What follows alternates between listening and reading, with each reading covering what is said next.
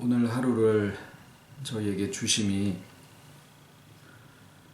많고 많은 날들의 흐름 속에 그저 새털처럼 하나를 주신 것이 아니라 만세전부터 그 기뻐하시는 뜻 가운데 작정하시고 또 계획하시고 섭리하신 가운데 그리스도의 모든 구속의 결과로 아버지의 그 영원한 생명이 이 오늘이라고 일컫는 날을 통하여 우리에게 주어지시고 또 그 안에 누리게 하시고 또 나누게 하여 주시는 정말 귀한 이 하루에 오늘 이렇게 모이게 하여 주시고 아버지의 말씀으로 또 새롭게 하여 주심을 진정으로 감사를 드립니다. 우리들의 감사가 이전에 그저 눈에 보이는 것들로만이 아니라 이제 진정 모든 것을 바로 알아가는 가운데 그 가운데 느끼는 그 기쁨이 충만하여 드리는 감사가 점점 되어가게 해주심을 감사를 드립니다. 그저 들음으로만이 아니라 눈에 보여지고 손에 잡혀지고 우리의 현실의 모든 삶의 과정들을 통하여 회복할 것을 회복하시고 나눌 것을 나누게 하시고 또 그 가운데 기쁨이 충만하게 하심을 저희들의 입술로서 시인하게 하시고 또 그 가운데 함께 동행하시며 기뻐하시는 것을 알려주시오니 감사를 드리옵고 저희들이 나누는 모든 삶과 말씀 위에 성령의 조명을 하시고 또 그 깨달음이 풍성한 귀한 축복 가운데 이끌어 주시옵기를 예수님의 이름으로 기도드립니다. 아멘. 오늘 말씀은 요한복음 15장 15절로 16절까지입니다. 너희가 나를 택한 것이 아니요 내가 너희를 택하여 세웠나니 이는 너희로 가서 과실을 맺게 하고 또 너희 과실이 항상 있게 하여 내 이름으로 아버지께 무엇을 구하든지 다 받게 하려 함이니라. 아멘. 이제 어제 충주에서 내려왔는데 말 그대로 지금이 아주 그냥 황금 물결의 피크입니다. 곳곳에 콩타작하는 소리도 들리고 수수도 고개를 숙이고 사과, 밤, 대추 할 것 없이 정말 도시에 사는 사람들 같은 경우야 마켓에 가면은 겨울에도 수박을 먹을 수 있는 게 요즘 시대니까 어떤 시절을 따라서 풍성함을 그렇게 특히 느끼지는 않는데 좀 그래도 변두리 시골 쪽에 있다가 보니까 왜 요즘만 같아라 한가위만 같아라 라는 말을 정말 옛날 분들이 쓰셨나 하는 것들을 실감을 합니다. 그저 내 과수원이 아니고 내 농사가 아니래도 그냥 눈에 보여지는 것들이 그냥 풍성해서 거기서 오는 정서적인 그 만족감도 분명히 상당할 거라고 생각을 해요. 그러면서 이제 동시에 우리의 삶에 있어서의 결실이 무엇일까라는 것을 생각을 해보게 되는 거죠. 오늘 본문 말씀에도 이 과실을 많이 맺게 하여라는 그런 말씀을 하고 계셔요. 이 결실한다라고 하는 것은 성경 전체를 이렇게 관통하고 있는 여러 가지 주제 중에 하나입니다. 창조를 하나님께서 이제 하나님의 형상대로 사람을 만들어 놓으시고 바로 이어서 생육하고 번성하여 땅에 충만하라라는 그런 절대적인 명령이라고 해야 될지 하여튼 그런 말씀을 하시는데 거기에 이제 한국말로 생육하라라는 표현을 영어로 하면은 be fruitful이라 그래서 과실을 많이 맺어라 라는 그런 뜻의 의미를 사용을 하고 계십니다.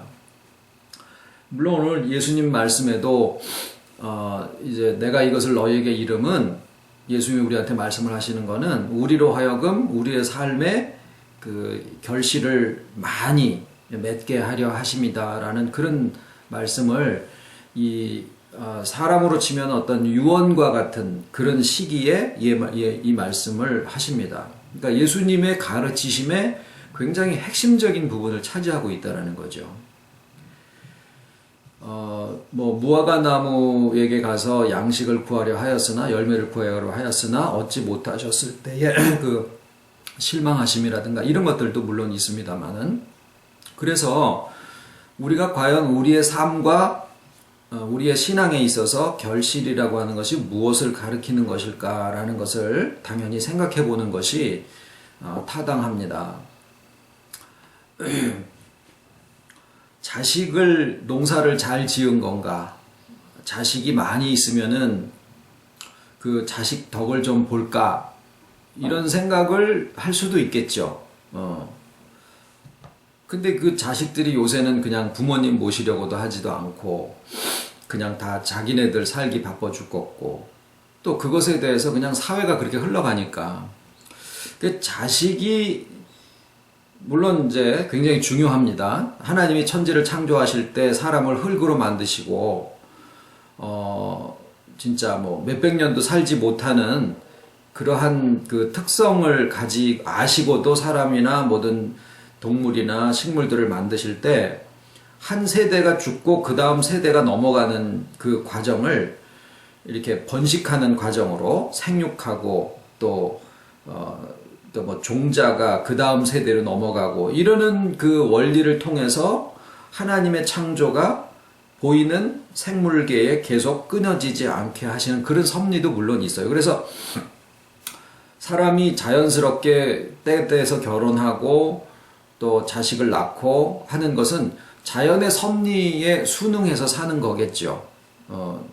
저는 할 말이 참 없습니다만은 어찌됐거나 그런 것인데, 자식을 낳아서 자연의 원칙에 순응하면서 산다고 하더라도 그것을 나의 인생의 결실이라고 이야기를 하기에는 뭔가 미흡한 점이 있어요. 그리고 자식들로 인해서 그냥 마음고생하는 경우도 상당히 많고요. 그러면 돈인가? 돈. 세상 사람들이 제일 좋아하는 돈인가? 돈을 통장에 많이 쌓아놓고 해도 오히려 돈으로 인해서 마음고생하는 경우도 굉장히 많고요. 어떤 동네에 땅들을 개발을 하면서 보상이 나왔는데 그 전에는 형제지간이 아주 화목하게 잘 살고 있다가 나라에서 보상이 잘 나왔어요. 그랬더니 형제지간이 네가 더 많이 갔냐 내가 더 많이 갔냐라는 걸로 해가지고 아주 등을 지고 그냥 서로 얼굴을 안 보고 사는 그런 집안들이 다 돼버렸다. 저희 일가 중에도 그런 일들이 있습니다. 돈이 우리의 결실로 삼기에도 좀 껄쩍지근한 부분이 있어요. 직장도 그냥 평생 직장인 줄 알고 거기에다가 온 그냥 수고를 다 했는데 나중에 그냥 관리직으로 넘어간 다음에 그냥 추풍낙엽처럼 5, 6도 그냥 56세 되면은 그냥 단칼에 잘려버리는 뭐 그런 현실이고, 그게 무엇을 가지고 우리의 삶의 결실이라고 할 것이냐. 그냥 인생도 그런 생각을 하고 있습니다만은 특히나 교회 안에서 신앙생활을 하는 입장에서는 이 결실에 대한 언급이 굉장히 많습니다. 성령의 열매라고 그렇게 표현을 하기도 하고, 그래서 신앙적인 면에서 사람들이 일반적으로 생각하는 결실은 뭐 전도하는 거로 생각을 많이 해요. 근데 또 이게 성경은 상대적으로 이렇게 말씀하셨으면 또 그것에 반대적인 표현도 있거든요. 사람 하나, 교인 하나를 얻기 위해서 산으로 바다로 다니다가 한 사람을 얻으면 배나 더 지옥 자식을 만드는도다. 그런 표현도 있습니다. 전도가 능사는 아니라는 얘기죠. 사람의 숫자를 많이 키워서 교회가 부흥하는 것도 예수님의 복음의 근본적인 목적이 될 수는 없다라는 거죠. 그러면은 이제 좀 구체적인 성경의 표현상으로 성령의 열매인가, 고린도전서에 나오는 또 뭐 이런 데 나오는 그런 사랑의 열매인가, 이런 것으로 생각을 해서 성령의 열매는 사랑과 희락과 화평과 온유와 절제와 자비와 양성과 충성과 오래 참음이니, 이렇게 얘기를 하시니까 가만히 다 보니까 전부 다 우리의 인격에 관한 것들이거든요. 그래서 우리의 인격이 고매해지고 뭔가 우리의 성품이 화를 낼 만한 곳에서도 혈기를 잘 참고, 이런 것을 얘기를 우리의 성품에 대한 것인가. 그래서 자기의 인격을 다듬고 또 우리의 성품을 좀 원만하고 조화롭게 만들어가는 것이 이 성경에서 얘기하는 결실인가라고 생각을 해서 실제로 화가 나는데도 화를 안 내는 연습, 자존심이 상하는데도 그 자존심이 상하는 것을 표현하지 않는 연습, 이런 것을 상당히 오랫동안 해보기도 했습니다.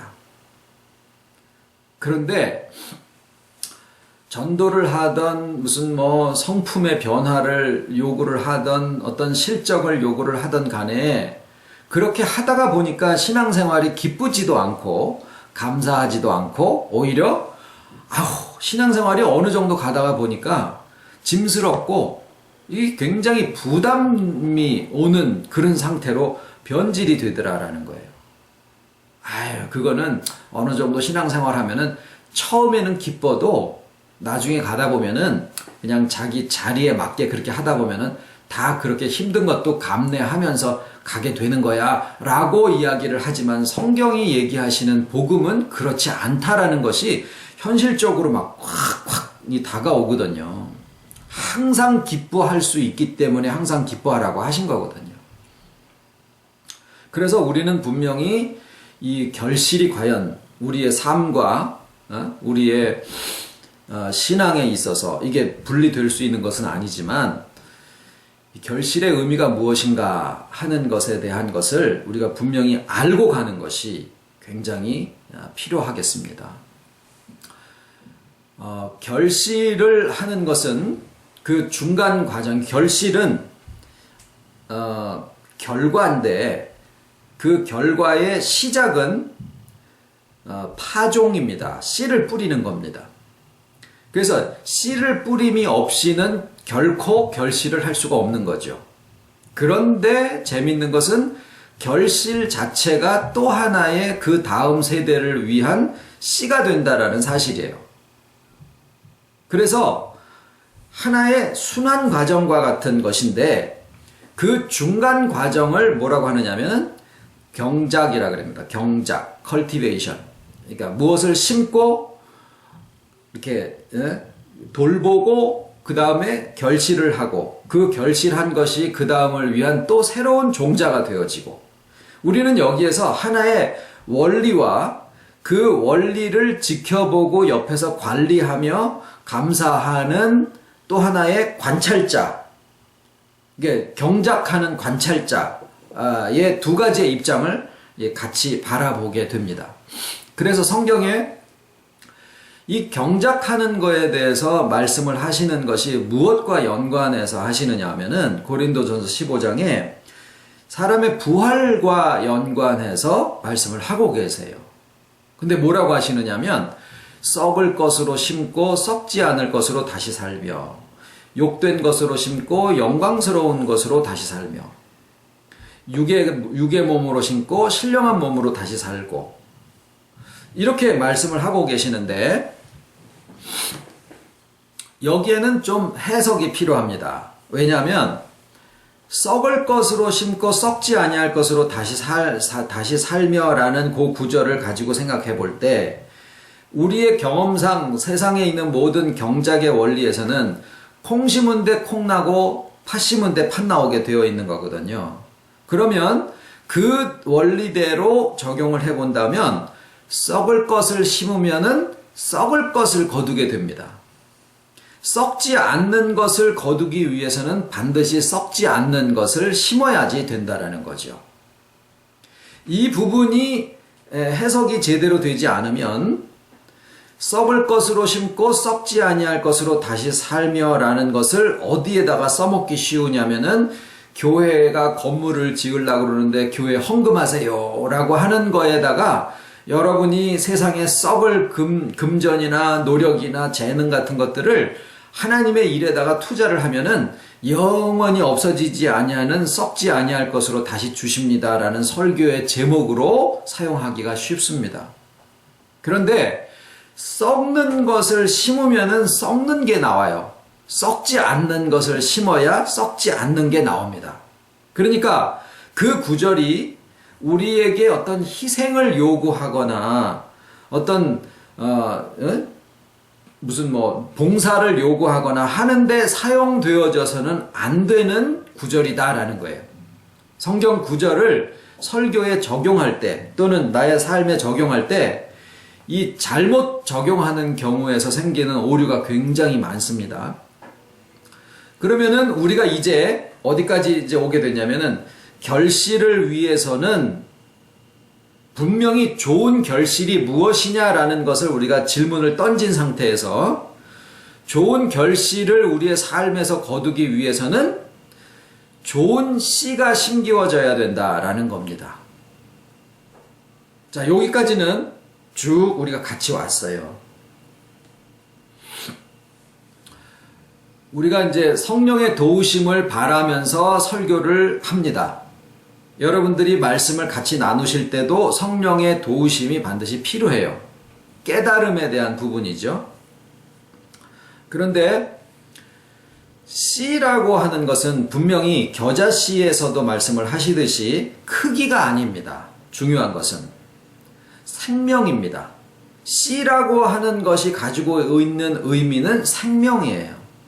그런데 여기에서 간과해서 안 될 부분이 하나가 있는 것은 씨라고 하는 것은 생명이지만 아무리 작아도 씨 덩어리가 있어야 된다라는 거예요. 그러니까 생명을 그 자체로 줄 수 없다라는 겁니다. 그래서 씨라고 하는 것이 가지고 있는 의미는 생명과 함께 그 생명이 담기워져 있는 육체를 동시에 이야기하고 있다라는 사실입니다. 그래서 씨라고 하는 표현 속에는 생명의 의미와 육체의 의미를 같이 가지고 있는 것인데 그 두 가지를 같이 포함하고 있는 개념이 뭐냐? 성육신이에요. 그래서 잠시만요.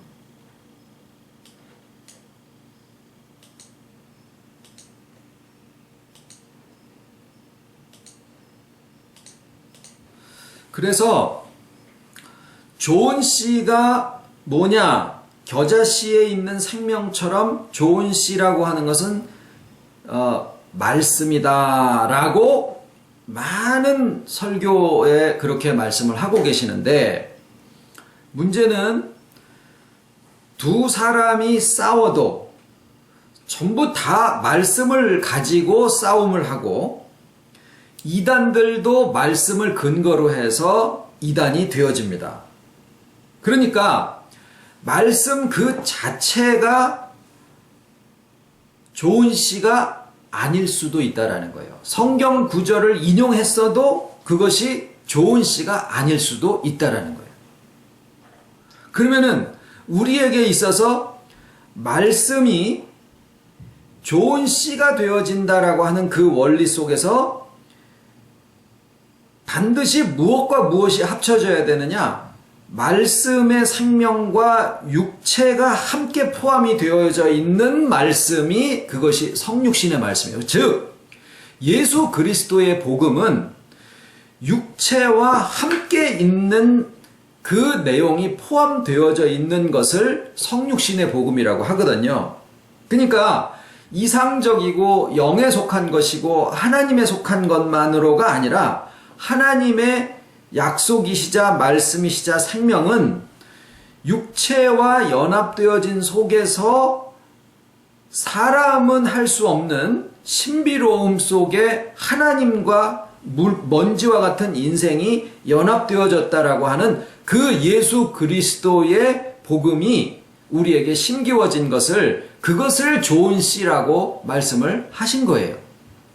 그러니까 여기에는 희생을 얘기하는 것도 아니고 어떤 말씀의 체계를 얘기하는 것도 아니고 그런 것들이 다 부분적으로 포함되지만 가장 중요한 내용은 하나님과 사람이 예수 그리스도라고 하는 존재 안에서 이게 하나의 인격 속에 연합되어져 있다라고 하는 그 내용을 얘기를 합니다.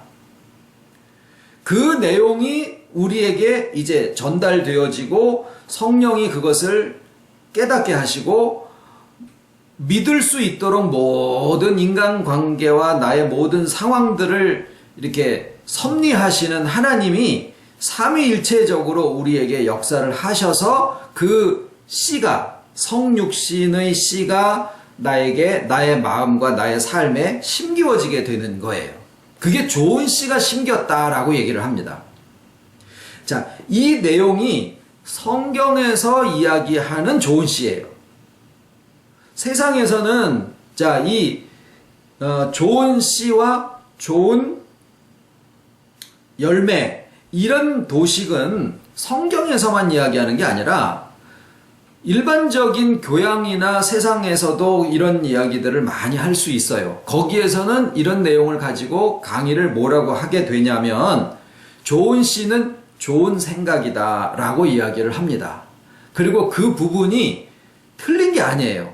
세상살이의 지혜로 분명히 맞는 얘기예요. 좋은 생각이 품어져서 그대로 계속 행동을 하고 바라고 그대로 노력을 하다 보면 좋은 결실이 나오게 되어 있는 게 세상 원리예요.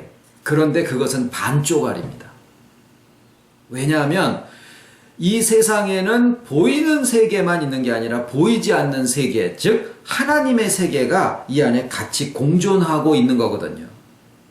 그런데 이 하나님의 세계는 우리 몸속에 생명이 분명히 있지만 의사 선생님들이 해부하고 수술해서 요게 생명입니다 라고 우리한테 보여줄 수 없는 것처럼 우리가 사는 세상에 하나님의 세계가 공존하고 같이 살고 있지만 요것이 하나님의 세계입니다 라고 이렇게 끄집어내서 보여줄 수 없는 특성을 가지고 있어요. 그래서 보이는 것만 가지고 판단하고 그것으로 세상이 전부인 것처럼 생각하고 있는 인생은 하나님의 세계를 그렇게 해서는 절대로 만나지 못하게 구조적으로 되어 있다라는 거예요. 내가 의학을 공부해서 머리끝에서 발끝까지를 정말 나노미터의 그런 세계로 다 분해를 해서 찾아봤어도 생명은 발견하지 못했다. 고로 이 몸에 생명은 없다라고 결론을 내리는 거나 똑같은 얘기예요.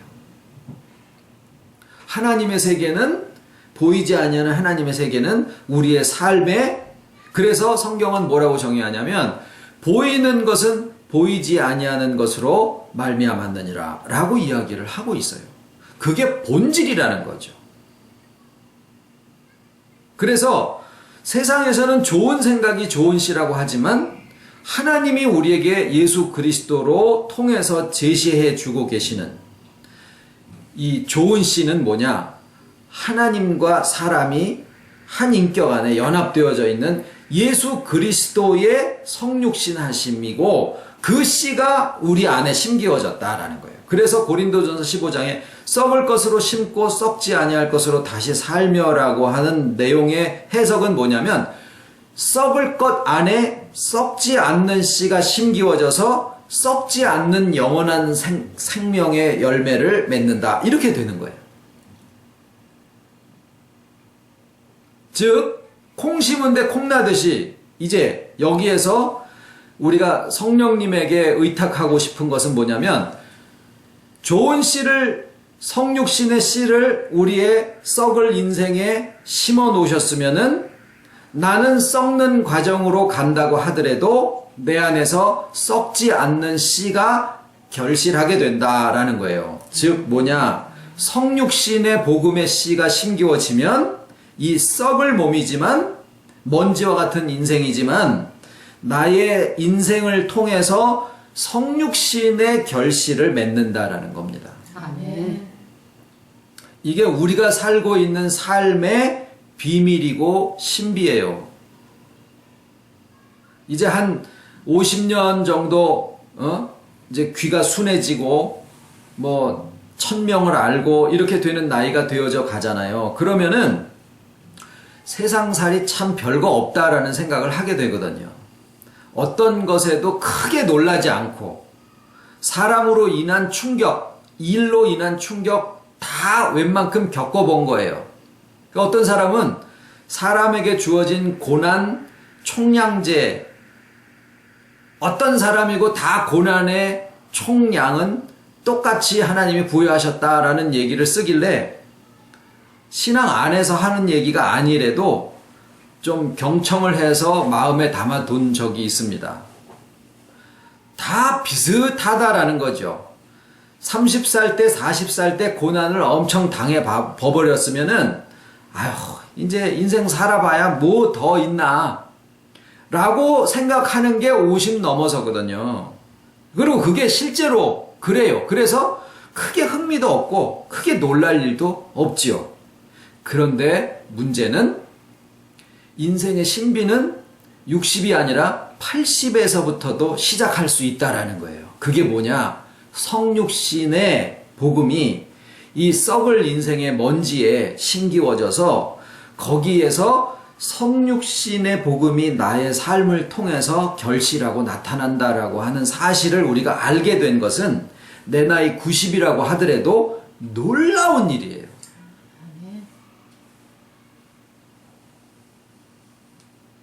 그런데 이제 거기에 경작하는 사람의 심장은 그것을 옆에서 관찰하고 그것을 지켜보면서 관리하는 입장의 마음이 또 있어요. 그러니까 씨는 심기워져서 자라가고 있는 동안 농부는 그것을 옆에서 지켜보고 있다는 거예요. 그것이 씨가 심기워져서 자라서 결실하는 것과 마찬가지로 인생에게 be fruitful, 그러니까 많이 결실해라 라는 것과 함께 땅을 경작하게 하신 절대 사명을 아담이라고 하는 최초의 인생에게 하나님이 부여를 해 주셨다라는 거예요. 요것은 예수님이 어떻게 표현을 하고 계시냐면 이사야 53장에 제가 잠시 읽겠습니다.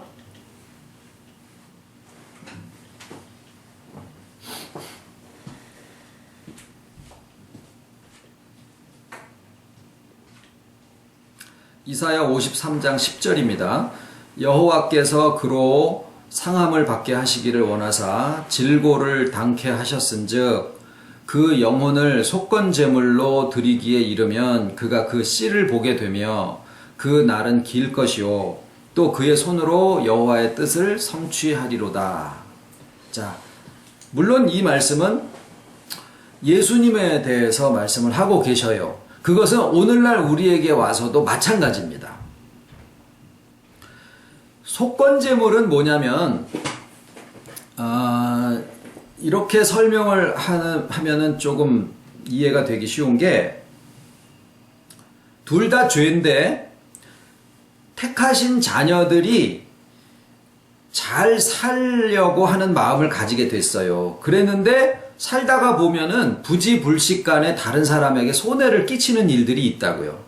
그것도 분명히 인간관계에서 일종의 죄니까 그것을 죄라고 하기보다는 허물이라고 표현을 해주셨어요. 굉장히 너그럽게 표현을 하신 거죠.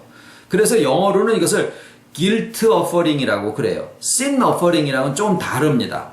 sin은 그냥 죄고, 죄인이 회개해서 이제 하나님의 자녀가 되는 그런 것이라고 하면 guilt offering은 이제 구원받았는데도 여전히 잘못을 할 수 있거든요. 그 허물에 대한 것을 사해 주는데 어떻게 하느냐면 인간관계에서 내가 상대방에게 허물로서 어떤 손해를 끼쳤어요. 소를 죽게 했든지 아니면은 집에 불을 나게 했든지 이래 했으면은 그 전량을 그대로 보상을 해주고 그 다음에 거기에 5분의 1을 더해서 보상을 해준다. 이렇게 얘기를 합니다.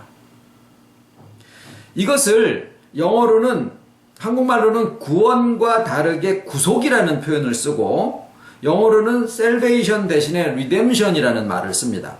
근데 이 redemption, 구속이라는 것은 되갚아준다라는 의미가 커요. 이렇게 건져낸다라는 것보다 되갚아준다라는 의미가 있습니다.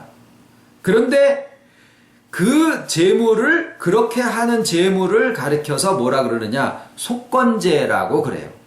예수님을 속죄제의 양이라고도 표현을 하시기도 했지만 동시에 속건제물로 드리기에 이르면 이라고 분명히 구분을 지어서 이사야 53장에는 속건제물이라는 표현을 쓰고 계신다라는 거예요.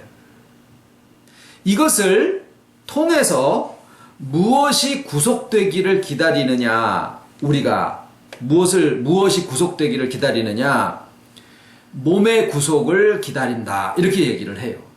우리의 구원의 과정이 몸의 구속을 기다린다. 그러니까 우리가 실상 잘못하는 것이 우리의 허물이 먼지로 되어 있는 몸과 먼지와 같은 우리의 인생, 먼지와 같은 우리의 영혼, 이런 것 때문에 이루어지는 거거든요. 그러니까 우리의 먼지됨 자체로 인해서 생겨지는 허물인데, 하나님이 먼지를 취해서 인생을 만드셨기 때문에 이것도 누가 책임지셔야 되느냐? 하나님 책임인 거예요. 뻔뻔하지요? 내가 잘못해놓고 상대방에게 손해를 끼쳐놓고, 아유, 이거 하나님이 나를 그렇게 만들어 놓으셨으니까 나는 아무 책임 없어, 이러라는 게 아니라 내 자신이 어떤 것을 실상은 할 수 있는 능력이 없다라는 얘기도 됩니다.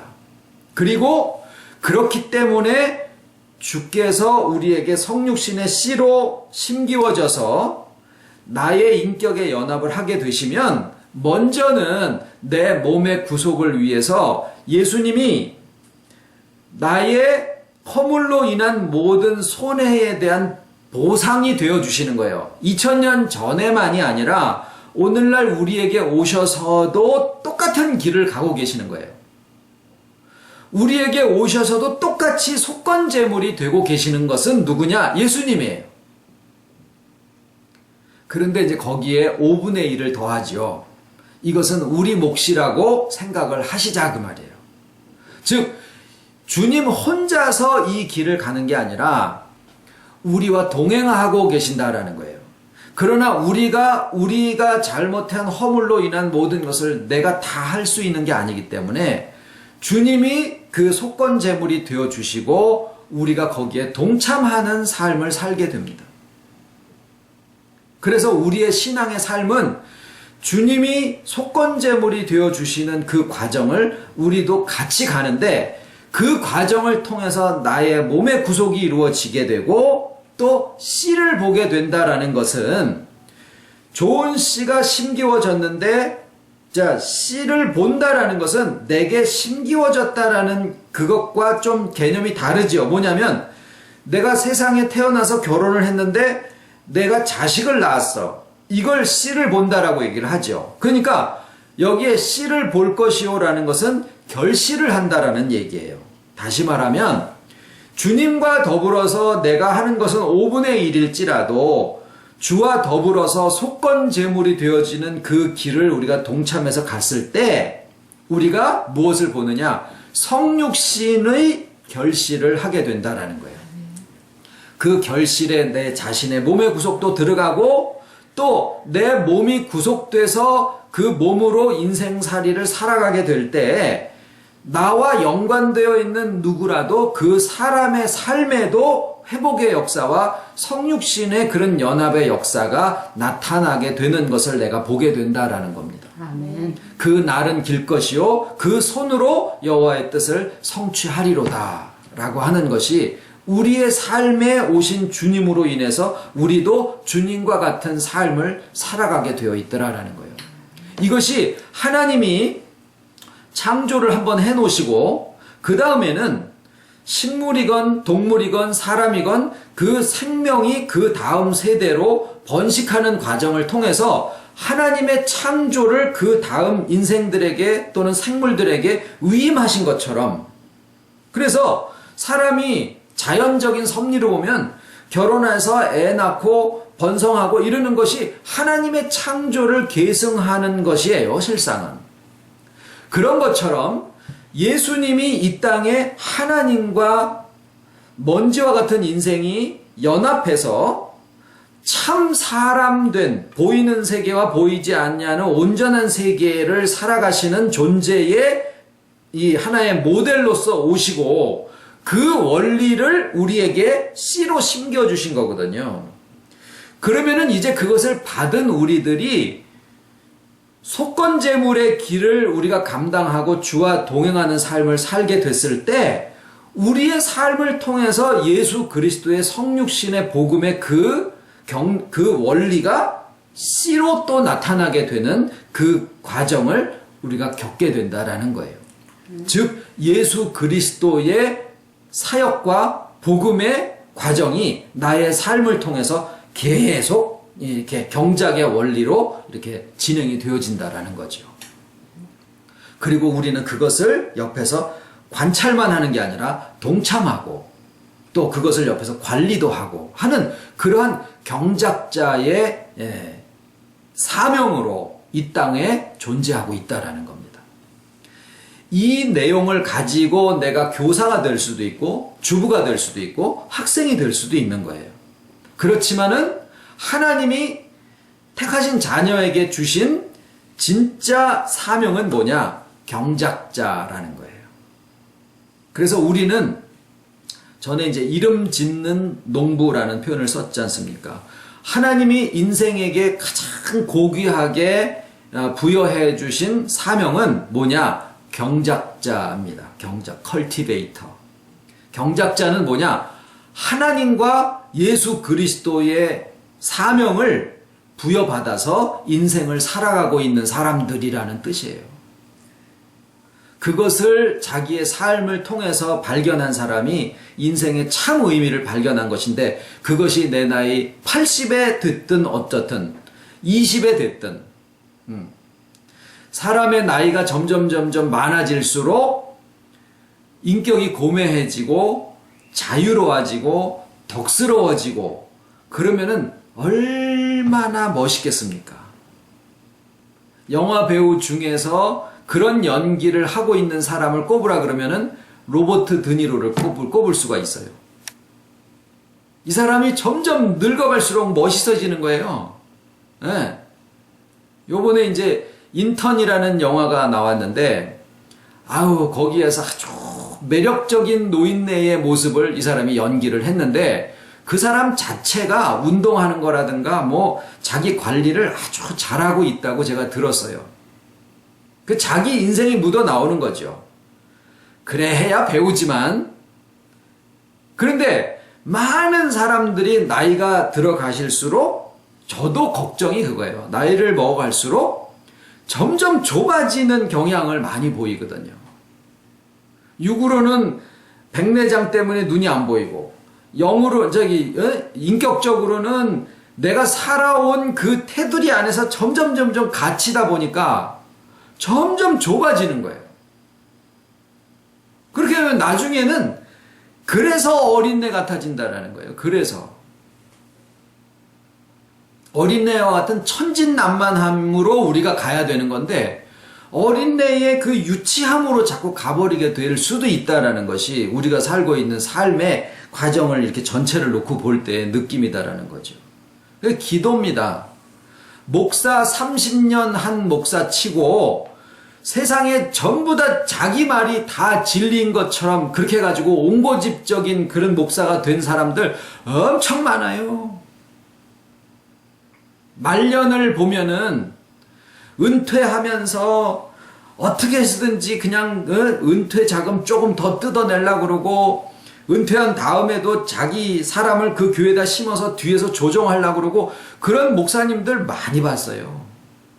그런데 어떤 목사님들은 은퇴 탁 하면서 자기 연금 나오니까 나는 이제 무임으로 봉사하겠습니다. 그래서 한 7명 있는 그런 교회에 가가지고 거기서 그냥 같이 그냥 청소하고 그런 목사님들도 봤고 그래서 우리가 큰 소리 치지 못하고 80, 90 넘어서 인생 은퇴라는 거기에 갔을 때 나의 인생의 결실이 과연 무엇이 되어 있나 분명히 따져보는 그런 시간이 올 거다라는 것은 확실한 거죠. 그래서 지금 내가 40이라고 큰 소리 뻥뻥 칠 것도 없고 내 나이 80이라고 서러워할 이유도 없고 우리가 나이가 먹어가면서 나의 삶과 인생의 이 신앙의 진정한 결실이 무엇이냐 말씀을 통해서 우리에게 말씀해 주시는 그 결실이 하나님이 예수님이 우리에게 부여해 주신 경작자로서의 이 삶을 우리가 얼만큼 빨리 터득을 하고 그 삶을 살아갈 것이냐 하는 것에 나의 인생의 결실이 있다라는 말씀을 짧은 시간에 나눴습니다. 기도하겠습니다.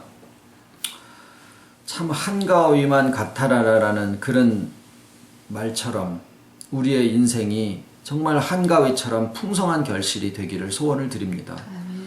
어린 나이와 같아라라는 말씀이 정말 점점 나이가 들어갈수록 유치해지지 말고 나이가 들어갈수록 더 자유로워지고 더 순수해지고 더 하나님과 같아지고 더 주님과 같아지기를 진정으로 이 시간에 소원을 드립니다. 아멘. 성령의 지혜로 우리의 굳은 마음들을 무르게 해 주시옵기를 소원을 드리고 우리의 딱딱한 육체 속에 부드러운 마음을 창조하신다고 하셨사오니 우리의 삶이 어쩌든지 눈에 보여지는 실적으로 상대방을 또